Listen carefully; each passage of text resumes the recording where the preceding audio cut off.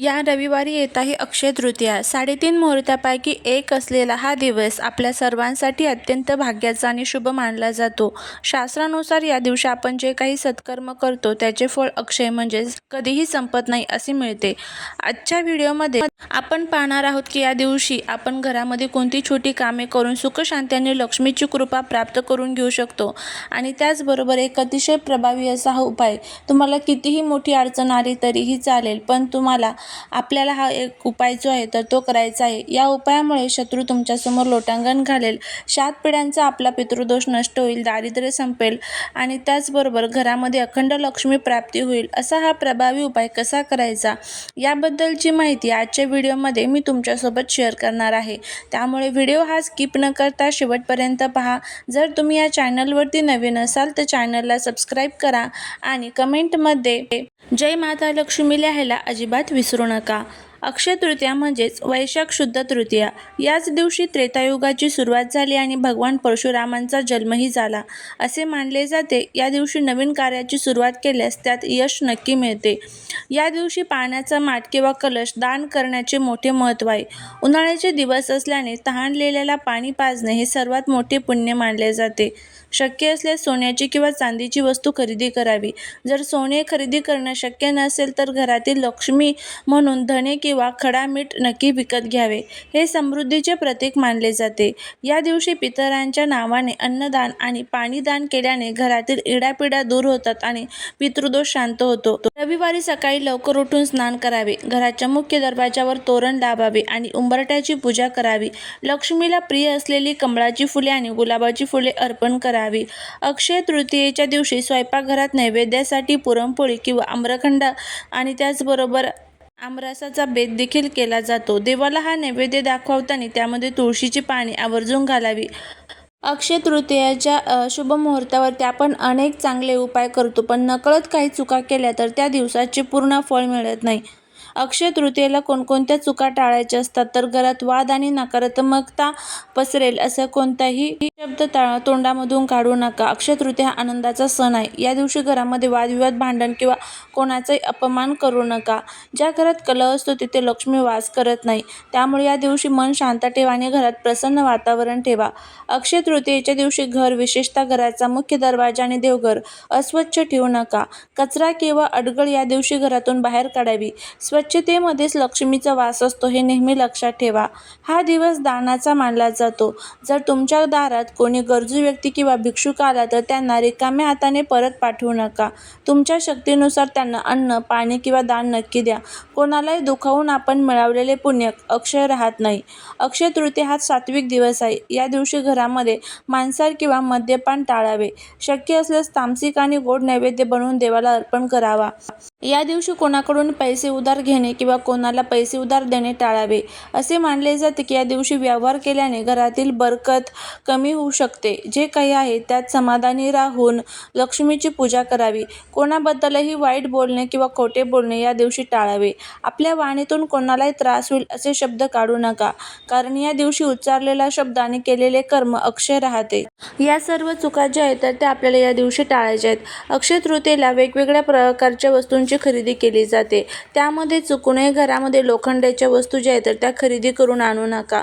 त्याचबरोबर धारदार वस्तू ज्यामध्ये चाकू असेल, कातर असेल, सुरी असेल तर अशा वस्तू चुकूनही घरामध्ये खरेदी करून आणू नका. त्याचबरोबर या दिवशी चुकून कोणाचाही अपमान करू नका. अक्षय म्हणजे ज्याचा कधी क्षय होत नाही, म्हणून वाईट कर्मांचा साठा करण्यापेक्षा या दिवशी जास्तीत जास्त चांगली कामे करून पुण्याचा साठा करा. तर या दिवशी आपल्याला एक अतिशय प्रभावी असा उपाय जो आहे तर तो करायचा आहे, कारण या दिवशी माता लक्ष्मी आणि भगवान विष्णू हे पृथ्वी तलावरती भ्रमण करत असतात. कोण उपाय करत आहे, सेवा करत आहे त्याबद्दल ते संपूर्ण बघत असतात आणि त्याच्या कष्टाचं, त्याच्या नशिबाचं फळ देण्याचं काम हे त्याला करत असतात. त्यामुळे आपल्याला या दिवशी घरामध्ये कनकधारा स्तोत्रम, लक्ष्मी गायत्री मंत्र, विष्णू गायत्री मंत्र यासारख्या सर्व स्तोत्रांचं आणि मंत्रांचं पठण करायचं आहे. आणि हे जे काही उपाय मी तुम्हाला सांगते तर ते देखील आपल्याला करायचे असतात. यंदाची अक्षय तृतीया तुमच्या आयुष्यातील सर्व संकटे दूर करणारी ठरणार आहे. कितीही मोठी अडचण असू दे, गरिबी असो किंवा शत्रूंचा त्रास, या अक्षय तृतीयेला जर तुमच्या जीवनात आर्थिक अडचणी असतील तर सतत पैशांची चणचण भासत असेल किंवा कामात यश मिळत नसेल तर हा व्हिडिओ तुमच्यासाठी अत्यंत महत्त्वाचा महत्त्वाचा आहे.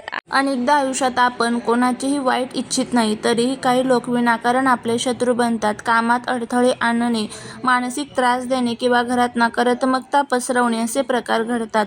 शास्त्रानुसार जेव्हा आपल्या भोवतालची ऊर्जा कमकुवत होते तेव्हा शत्रू वरचढ होतात. हा उपाय तुमच्या शरीरातील आणि मनातील तेज तत्व जागृत करण्यासाठी आहे. उद्याचा रविवार आणि अक्षय तृतीयेचा योग हा सूर्य आणि लक्ष्मीच्या आशीर्वादाचा काळ आहे, म्हणून हा उपाय करणे अत्यंत गरजेचे आहे. उद्या सर्वात प्रथम अंघोळीच्या पाण्यामध्ये काही वस्तू टाकायच्या आहे आणि त्यानंतर तुम्हाला हा उपाय जो आहे तर तो करायचा आहे. संध्याकाळी आपल्याला म्हणजे 6 वाजल्यापासून ते 11 वाजेपर्यंत जेव्हा कधी तुम्हाला वेळ भेटेल त्या वेळेमध्ये आपल्याला उंबरठ्यावरती ही एक वस्तू जी आहे तर ती जाळायची आहे. बघा, या दिवशी आपल्या घरातील जी काही निगेटिव्ह एनर्जी असते ती दूर करण्यासाठी तुम्ही जितके प्रभावी उपाय कराल तितकं त्याचं अक्षय पुण्यही आपल्याला मिळतं आणि निगेटिव्ह एनर्जी दूर होत असतात. आपल्या घराचा उंबरठा हा आपल्या घराचा केंद्रबिंदू असतो आणि उंबरठ्यावरती ज्या वेळेस आपण काही सेवा किंवा उपाय करतो त्यावेळेस आपल्या जीवनातील शत्रू हे नष्ट होतात. घराची, पतीची, मुलांची प्रगती होते, अमाप लक्ष्मी प्राप्त होते. आता हा उपाय कसा करायचा तर ते आपण बघूया. यासाठी संध्याकाळी स्वच्छ हातपाय धुवायचे आहेत. त्यानंतर आपल्याला घराची जी काही झाडलोट असेल तर ती करून घ्यायची आहे आणि 6 नंतर तुम्हाला जेव्हा कधी टाईम भेटेल तेव्हा तुम्ही हा उपाय करायचा आहे. एक प्लेट घ्या, वाटी घेऊ शकता किंवा मातीची जर पंती घेतली तर अतिशय उत्तम. त्यामध्ये आपल्याला 2 भीमसेनी कापूर ठेवायचे आहेत. थोडीशी गौरी जी असते गाईच्या शेणापासून तयार केलेली तर ती आपल्याला ठेवायची आहे. आता शहरामध्ये राहत असाल तर तुम्हाला गौरी मिळणार नाही, मग ज्या ठिकाणी पूजेचं साहित्य असतं ना तर त्या ठिकाणी गौरी त्यांनी विकण्यासाठी ठेवलेली असतात. अगदी छोटे छोटे असतात, स्वस्तामध्ये आपल्याला त्या मिळून देखील जातात. तर तुम्हाला ती गौरी जी आहे तर ती घ्यायची आहे. अगदी छोटासा तुकडा घेतला तरीही चालेल. त्यावरती आपल्याला हे भीमसेनी कापूर ठेवायचे आहेत. साधा कापूर असेल तरीही चालेल. त्यावरती थोडंसं गाईचं शुद्ध तूप जे असतं तर ते घालायचं आहे आणि त्यानंतर जी वस्तू आपल्याला घ्यायची आहे ते म्हणजे एक तमालपत्र घ्यायचं आहे, 2 तुम्हाला अखंड फुलवाल्या लवंगा घ्यायच्या आहेत आणि 2 वेलची घ्यायच्या आहेत. हे सर्व साहित्य तुम्हाला त्यावरती ठेवायचं आहे. उंबरट्यावरती जायचं आहे. दिव्याच्या साहाय्याने कापूर प्रज्वलित करायचा आणि जोपर्यंत हा कापूर आणि हे सर्व साहित्य जळत आहे तिथे आसन टाकून बसून तिथे तुम्हाला श्री स्वामी समर्थ, श्री स्वामी समर्थ या मंत्राचा जप करत राहायचा आहे. आता जर जास्त टाईम तुम्हाला तिथे बसणं शक्य नसेल तर 11 वेळेस किंवा 21 वेळेस श्री स्वामी समर्थ मंत्राचा जप करायचा आणि त्यानंतर देवी लक्ष्मी, भगवान विष्णूंना प्रार्थना करायची आणि जोपर्यंत हे साहित्य जळत आहे तोपर्यंत जळून द्यायचं. नंतर मग हे सर्व जे साहित्य जळालेलं असेल तर ते निर्माल्यामध्ये तुम्हाला टाकायचं आहे. असा हा उपाय आपल्याला या दिवशी करायचा आहे. आता बघा, ह्या उपायामुळे काय होणार आहे तर जी कोणाची नजर आपल्या घराला लागलेली असेल तर ती सर्व नष्ट होईल. वाईट शक्ती ज्या आहेत तर त्यासुद्धा नष्ट होतील. घरातील दुःख, दारिद्र्य संपेल आणि त्याचबरोबर घराची, पतीची, मुलांची प्रगती सुरू होईल. करून बघा, याचा खूप चांगला फायदा जो आहे तर तो तुम्हाला बघायला मिळेल. झालेली सेवा ही महाराजांच्या चरणी रुजू करते. व्हिडिओ जर आवडला तर लाईक, शेअर आणि सबस्क्राईब करायला विसरू नका. भेटूया पुढच्या नवीन व्हिडिओत. श्री स्वामी समर्थ.